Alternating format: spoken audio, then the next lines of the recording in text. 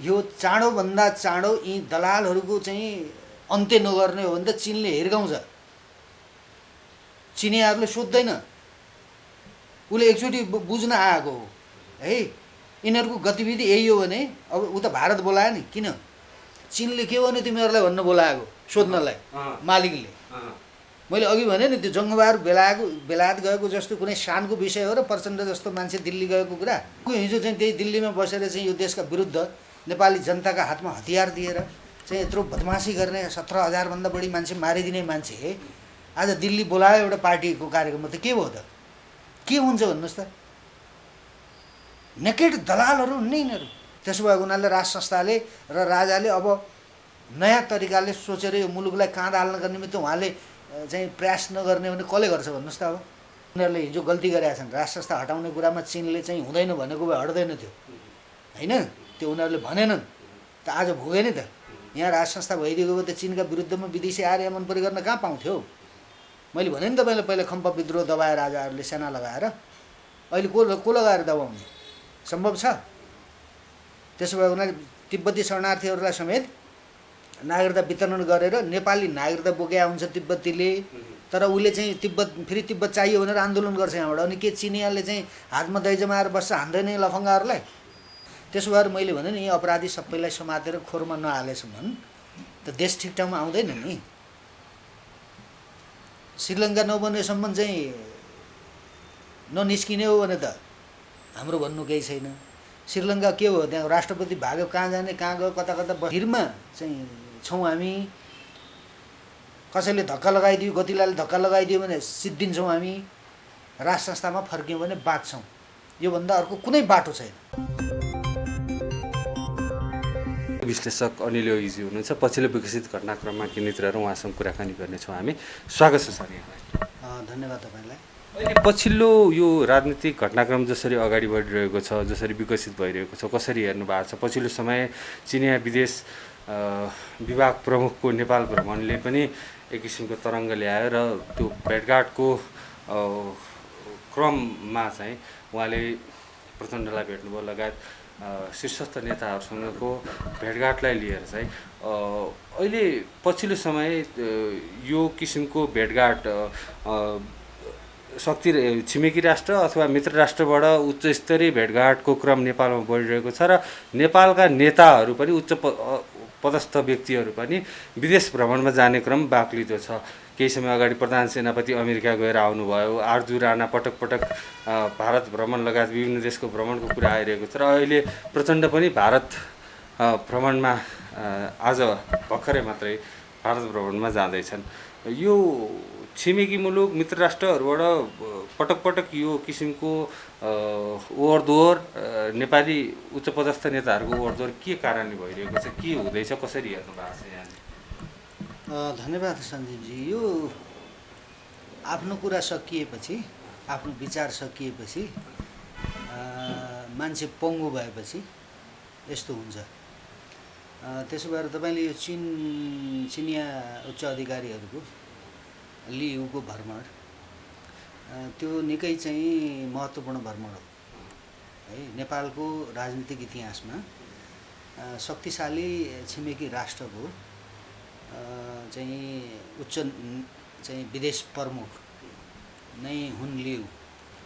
अब उहाँले आएर के भनेर जानुभयो, किन आउनुभयो, त्यत्रो नेता यहाँ आउनुपर्ने परिस्थिति के कारणले बन्यो, त्यो विषयमा त घनीभूत ढङ्गले छलफल हुन बाँकी नै छ नि।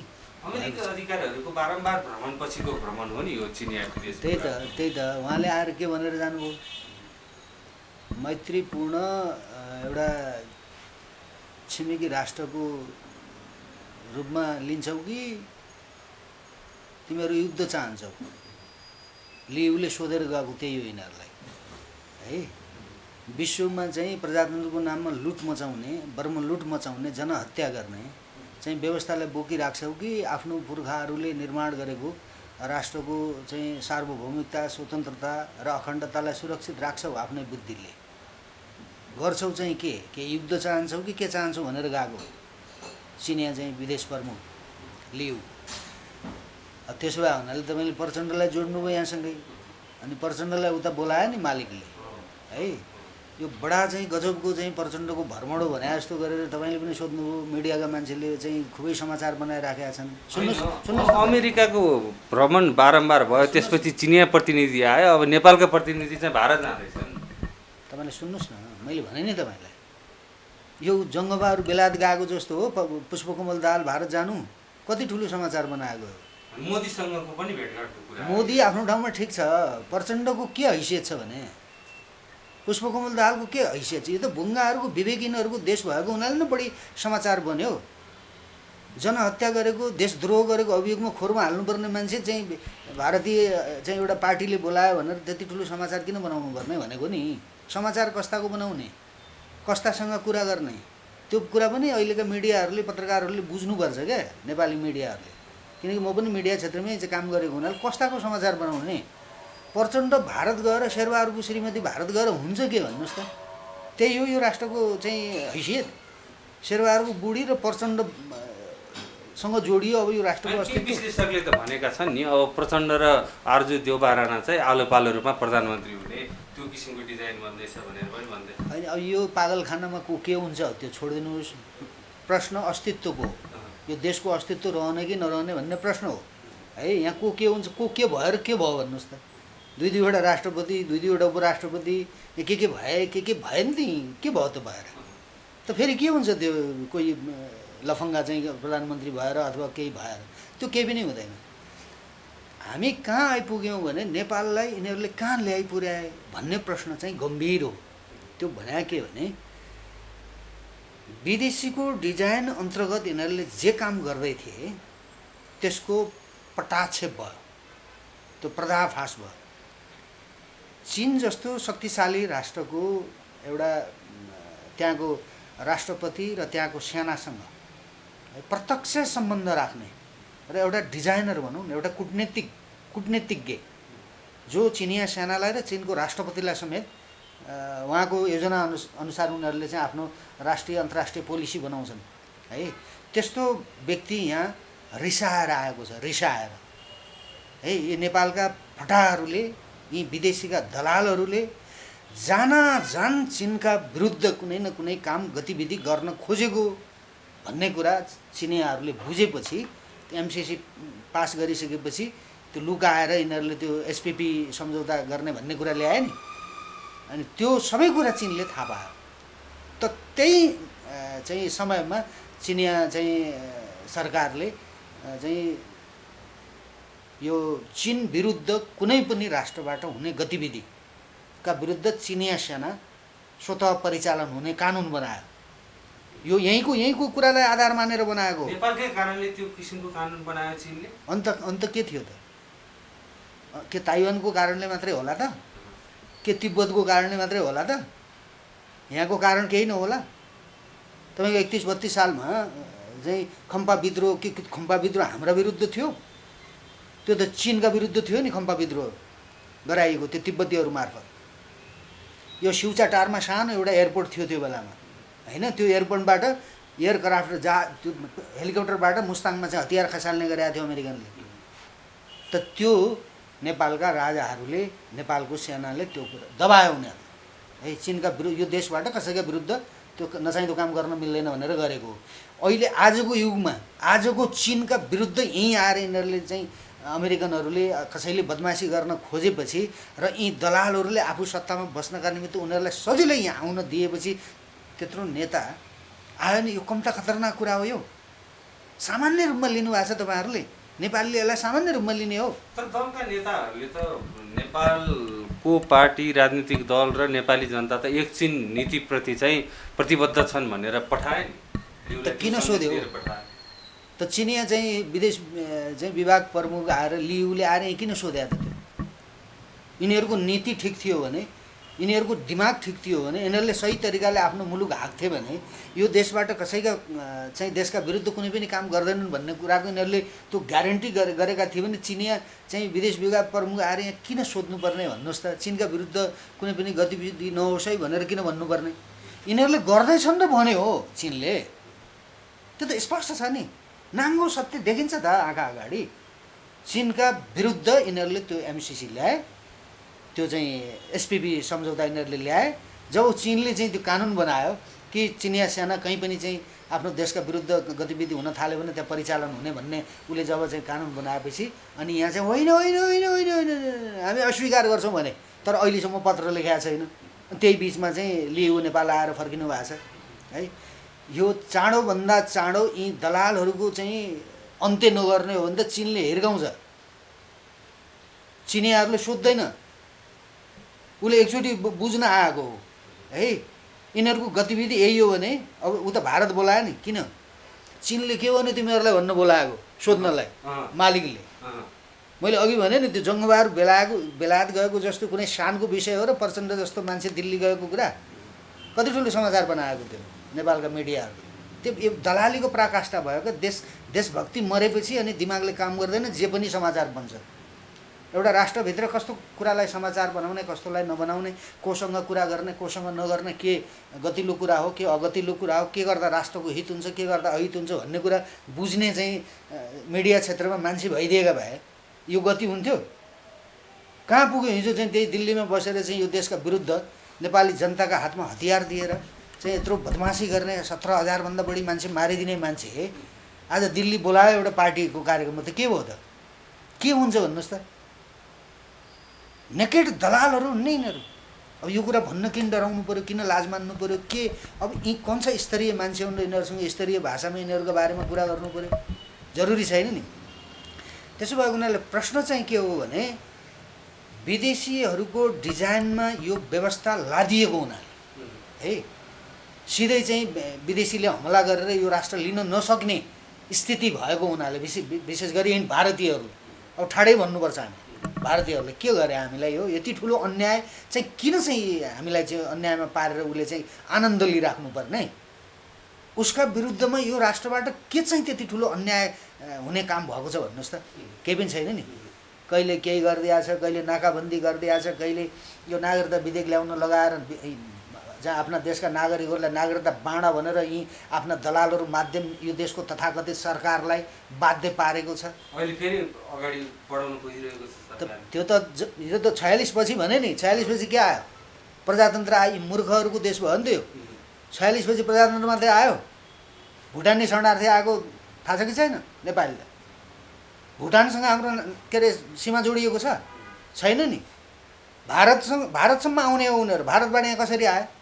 उसैले पठाएको हो नि गाडीमा हालेर भुटानीहरूलाई। अब अहिले त्यो के अरे म्यानमारसँग हाम्रो सिमाना जोडिएको छ। कहाँबाट आए ती म्यानमारका चाहिँ त्यो रोहिङ्गा मुसलमानहरू? कहाँबाट आए ती पाकिस्तानीहरू? बस्ती बसा लिएर यही होइन प्रजातन्त्र भनेको? अनि सबैलाई नागरिकता दिने अरे के भनेको त्यो?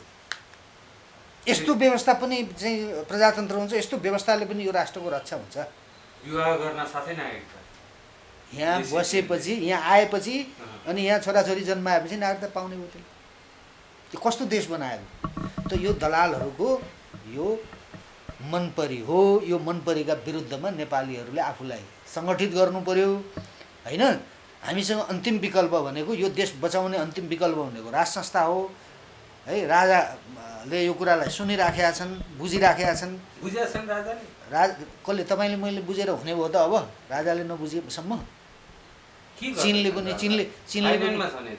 बुझ्यो। चिनले पनि बुझेको छ होइन। भारतीयहरूले पनि बुझ्नु पर्यो है। यस्तो यो अमेरिकन यहाँ आएर चाहिँदो नचाहिँदो गर्न थालेपछि त भारतीयहरूलाई सुख हुन्छ है। आज नेपालबाट चिनका विरुद्धमा कुनै पनि गतिविधिहरू कसैबाट हुन थाल्यो भने, चिनियाले हिर्कायो भने कसले बचाउँछ भन्नुहोस् त नेपालीलाई? यो यो यो यो यो नेपाली भन्ने प्राणीलाई, यो जातलाई कसले बचाइदिन्छ भन्नुहोस् त? चिनले चाहिँ तिमीहरूले साँच्चीकै हाम्रा विरुद्धमा अमेरिकनलाई त्यहाँ ल्याएर राख्यो होइन त भनेर चाहिँ उसलाई झ्वाक चलेर हिर्काइदियो भने अनि कसले भारतले आएर बचाइदिन्छ? अनि अमेरिकालाई ल्याएर चिनका विरुद्ध लड्ने हामी? अनि राजा कहाँ छन्, के छन्, त्यो के कुरा? राजा यहीँ छन्। राज संस्थाले निर्माण गरेको देश हो। राज संस्थालाई बाहिर पारिसकेपछि सबै अपराधहरू देशभित्र देश बाहिर हुँदैछन्। यो देशका विरुद्ध पनि अपराध भए, नेपाली जातिका विरुद्धमा अपराध भए अब यही देशलाई चाहिँ आधार भूमि बनाएर अरूका देशमा पनि अपराध गर्ने कामहरू हुन थाले। त्यसो भएको हुनाले राज संस्थाले र राजाले अब नयाँ तरिकाले सोचेर यो मुलुकलाई काँध हाल्नका निमित्त उहाँले चाहिँ प्रयास नगर्ने भने कसले गर्छ भन्नुहोस् त। अब के छ हामीसँग विकल्प? तयार नभए हुनुहोस् भन्नुपर्छ। नेपालीले आफू बाँच्ने भए हुनुहोस् भन्नु पऱ्यो, तयार हुनुहोस् भन्नु पऱ्यो। तर अहिलेको अवस्थामा नि अनिलजी, जसरी अहिलेका राजनीतिक दलहरूले यो ६५-६३ पछि जुन सङ्घीय लोकतान्त्रिक गणतन्त्रको रूपमा मुलुक अगाडि बढिरहँदाखेरि यो सङ्घीयता र धर्मनिरपेक्षताको विषयमा चाहिँ नेकपा एमाले नेपाली काङ्ग्रेसभित्र चाहिँ त्यो विषयमा चाहिँ अब बहस हुनुपर्छ, त्यो विषय जनतामा छोडिदिनुपर्छ भन्ने आवाज उठिरहँदाखेरि यी विषयहरूमा राजनीतिक दलहरू परिवर्तन हुन सक्लान्। तर राज संस्थाको विषयमा अहिलेसम्म बोलेका छैन। यी दलहरू तयार नहुँदासम्म कसरी राज संस्था चाहिँ पुनर्स्थापना हुने, राजा गद्दीमा फर्किने बाटो चाहिँ तय हुन्छ? जनताले तय गर्छ त्यो बाटो। यो दलका नेताले बनाएको संस्था पनि होइन, त्यो यो दलका नेताहरूका तागतले फाल्या पनि होइन। विदेशीले योजनाबद्ध ढङ्गले त्यो संस्थालाई बाहिर पारेको नेपालको राजाले यस्तै यस्तै गर्नका निमित्त, कसैले चीनका विरुद्ध, कसैले भारतका विरुद्ध, कसैले कसैका विरुद्ध यस्तै नचाहिँदा अपराध गर्नका निमित्त, सजिलो बनाउनका निमित्त राज संस्था भइदिएको भए त्यो काम गर्न छुट हुँदैन थियो। त्यसो भएको हुनाले यिनीहरूले राज संस्थालाई बाहिर पारेका हुन्। राज संस्था यी दलका नेताहरूका बिचको निर्णयले आउने होइन, नेपाली जनताकोले निर्णय गर्नु पर्यो। यो दलालहरूका विदेशीका डिजाइनमा चाहिँ शासन सत्तामा आएका विदेशीले ल्याएर राखिदिएका दलालहरू पार्टीहरूभित्रको छलफलले राज संस्था आउने कि नआउने, ल्याउने कि नल्याउने, यो त वायात तर्क हो नि, यो त वायात बहस हो। त्यसो हो भने यस्तो कुरा नचाहँदा राज संस्था पुनर्स्थापना हुन सक्छ? जनताले चाहनु पर्यो भने दल रोज्ने कि देश रोज्ने भनेर मैले तपाईँसँगै कतिपटक मैले अन्तर्वार्तामा भनिसकेँ है। त्यसो भएको हुनाले यो देश रोज्ने समय हो। देश रोज्न सकिएन भने चाहिँ कसले हिर्काउँछ, टुङ्गो छैन है। नेपालीहरू समाप्त हुने स्थितिमा यी दलका नेताहरूले पुगाएका छन्। त्यसो भएको हुनाले हामीले नयाँ तरिकाले सोच्नुपर्छ र यो मुलुकलाई बचाउनका निमित्त नयाँ एउटा कुनै न कुनै एउटा बाटो हामीले खोज्नुपर्छ होइन। अन्यथा चाहिँ मुलुक एउटा अप्ठ्यारो स्थितिमा जान सक्ने परिस्थितिलाई हामीले नकार्न मिल्दैन। जस्तो यो बिचमा नेपाली जनताहरू सङ्गठित हुने भनिरहँदाखेरि कसरी सङ्गठित हुन्छ नेपाली जनता? नेपाली जनतालाई यतिखेर आफ्नो दैनिकी रोजीरोटीसँगको सवाल छ, कसरी चाहिँ आफ्नो जीविका चलाउने, यो किसिमको महँगी छ, कसरी चाहिँ आफ्नो घर धान्ने भन्ने सोचमा यतिखेर नेपाली जनता छन्। राजा ल्याउने अथवा नल्याउने कुराले उनीहरूलाई खासै प्रभाव पार्ने देखिँदैन। अब यो राष्ट्रिय राजनीतिको विषय हो, राष्ट्र रहन्छ कि रहँदैन भन्ने विषय हो होइन। अब यो जनताको चुलो बल्या छ कि छैन, उनीहरूलाई फुर्सद छ कि छैन, जनता सडकमा आउँछन् कि आउँदैनन्, जनता सडकमा आएपछि चाहिँ राष्ट्र बचाउने, राजाले केही गर्ने नभए केही नगर्ने भन्ने प्रश्न होइन। राष्ट्रको अस्तित्व सङ्कटमा परेको छ। विदेशीका दलालहरूले देशलाई खतम गरिसकेका छन् है। नेपाली जाति समाप्तिको सङ्घारमा पुगेका छन्। कति बेला धर्मको लडाइँ, कति बेला जातको लडाइँ, कति बेला के को लडाइँ, कुनै टुङ्गो छैन। विदेशीहरूले, मैले भने नि तपाईँलाई, चिनिया चाहिँ विदेश विभाग प्रमुख लियु नेपाल यस्ता यी लफङ्गाहरूको देशमा त्यति ठुलो राष्ट्रको चाहिँ त्यो उच्च अधिकारी किन आएको त्यति महत्त्वका साथ? किन आएको होला त? यहाँका लफङ्गा नेपाली जस्ता सिल्लीहरू छन् र चिनमा, देशका लागि त उनीहरूले 200 वर्षसम्म लडाइँ लडेका छ। जापानिजहरूसँग लडे, कोसँग लडेनन् उनीहरू, त्यसै बन्छ देश। त्यसो भएर चिनियाले महत्त्वका साथ यो अहिलेको यो बिचको एमसिसी पछिको यी विदेशीका दलालहरूको राजनीतिले यिनीहरूको चाहिँ देशद्रोही मात्र, यो के भन्छ यसलाई, मलाई त्यो भाषा पनि अहिले ठ्याक्क आएन। आफ्नो देशका विरुद्ध मात्र होइन, यिनीहरूले त अरूका देशका विरुद्ध पनि अपराध गर्दैछन् नि यी पार्टीहरूले। अनि यी पार्टीलाई सोधेर, अनि यी पार्टीका चाहिँ झोला बोकेर चाहिँ आफ्नो दुनु सोझ्याउने, अनि छाक टार्न नसकेर आफ्नो दुनु सोझ्याउनका निमित्त जसका पनि पछाडि लागिदिने, दुनियाँलाई सोधेर चाहिँ देश बचाउने, तिनीहरूले निर्णय गरेपछि देश बचाउने, तिनीहरूले साथ दिएपछि देश बचाउने, नभए छोडिदिने भन्ने हुन्छ। के गर्छ त अब चिनले? मैले भने नि तपाईँलाई, छिटोभन्दा छिटो नेपालको राजाले, राज संस्थाले निर्णय गरेर मुलुकलाई बचाउनका लागि हामी अगाडि आयौँ भन्नु पर्यो। त्यसपछि दलालहरूलाई खोरमा हालेपछि चिन पनि आफ्नो ठाउँमा शान्तिले बस्छ है। त्यो उनीहरूले हिजो गल्ती गरेका छन्। राज संस्था हटाउने कुरामा चिनले चाहिँ हुँदैन भनेको भए हट्दैन थियो होइन, त्यो उनीहरूले भनेनन् त आज भोगे नि त। यहाँ राज संस्था भइदिएको भए त चिनका विरुद्धमा विदेशी आएर यहाँ मन परी गर्न कहाँ पाउँथ्यो? मैले भने नि तपाईँलाई पहिला खम्प विद्रोह दबाए राजाहरूले सेना लगाएर, अहिले को लगाएर दबाउने सम्भव छ? त्यसो भए उनीहरूले तिब्बती शरणार्थीहरूलाई समेत नागरिकता वितरण गरेर नेपाली नागरिकता बोकेका हुन्छ तिब्बतीले, तर उसले चाहिँ फेरि तिब्बत चाहियो भनेर आन्दोलन गर्छ यहाँबाट। अनि के चिनियाले चाहिँ हातमा दही जमाएर बस्छ, हान्दैन लफङ्गाहरूलाई? यो कुरा बुझ्नु पऱ्यो, नेपालले पनि बुझ्नु पऱ्यो, पत्रकारले पनि बुझ्नु पऱ्यो, विद्वान बुद्धिजीवी भन्नेले पनि बुझ्नु पऱ्यो। ठुला ठालुहरूको गुमुत निकालिदिन्छ एकैपटक चिनियाले। त्यो देख्नु भएन 1962मा नेहरूको र त्यो चिनिया चाहिँ उसको माओको चाहिँ राम्रो सम्बन्ध थियो नि, त्यति बेलाको विदेश मन्त्रीको राम्रो सम्बन्ध थियो नि, तर हानिदियो चिनले। त भन्न सकिँदैन चिनियाहरूलाई कति बेला उसलाई आफ्नो देशलाई अप्ठ्यारो पर्ने स्थिति आयो भन्ने उसले बुझ्यो भने हिर्काउँछ। कसलाई सोध्छ यहाँ? यो राष्ट्रपतिलाई, यो प्रचण्डलाई सोधेर हानौ कि नहानौ तेरो देशमा भन्छ? उसले चाहिँ अमेरिकनलाई यहीँ ल्याएर चिनका विरुद्धमा चाहिँ गतिविधि गर्ने होइन त भन्यो त प्रश्न भनेर गएको छ त उनीहरूले। एउटा समदूरीको एउटा सौहार्द एउटा छिमेकीको सम्बन्ध हामीसँग राख्छौ कि तिमीहरू युद्ध चाहन्छौ? लिउले सोधेर गएको थियो यो। आफ्ना पुर्खाहरूको इतिहास र बहादुर नेपालीको देश बनाइराख्छौ कि अनि यो संसारभरि लुटेर चाहिँ दुनियाँलाई युद्धमा फसाउने चाहिँ यो साम्राज्यवादीहरूको व्यवस्थालाई बोकेर बस्छौ तिमीहरू? के गर्छौ निर्णय गर भन्यो त चिनले। हामीले भने पनि त्यही हो, चिनले किन भन्नु पर्यो? हामीले भने त्यही हो, हामीले हाम्रा विवेकका आधारमा हाम्रा बुद्धिले चलाउने हो नि त। आफ्नो देश भएपछि यिनलाई त आफ्नो देश भएको अनुभूति नै छैन दलालहरूलाई। यिनीहरू त विदेशीहरूको डिजाइनमा आएको हो नि त सत्ता।